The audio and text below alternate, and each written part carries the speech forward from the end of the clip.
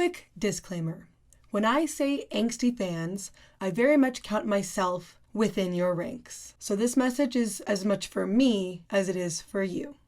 With so many modern reboots, remakes, sequels, and prequels flooding the screen, many fans of original franchises have been left, well, disenfranchised and frustrated.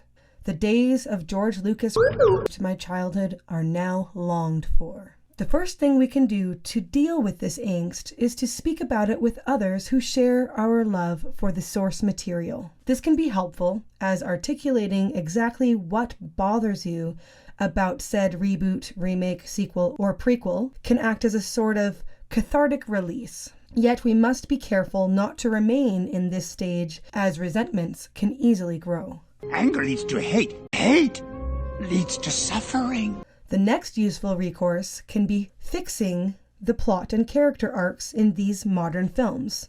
It's easy to tear something down, but much harder to build a replacement, and doing this exercise may bring a much needed sense of closure. I highly recommend checking out a series called The Drinker Fixes by The Critical Drinker. In it, he goes through a movie, the latest being Multiverse of Madness, and alters the storyline and character decisions to make the film earn its payoffs. You can do this with fellow fans as well, but The Drinker has a fantastic finesse in this style of course corrective storytelling.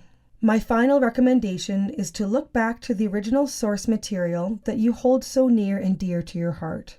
There is a reason those stories made such an impact, and no amount of poorly done retcons will take away the original story that you fell in love with in the first place.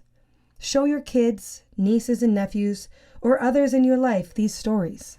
I began reading The Hobbit to my children in 2021 and am now onto The Return of the King. They adore the story and look forward to bedtime reading every night.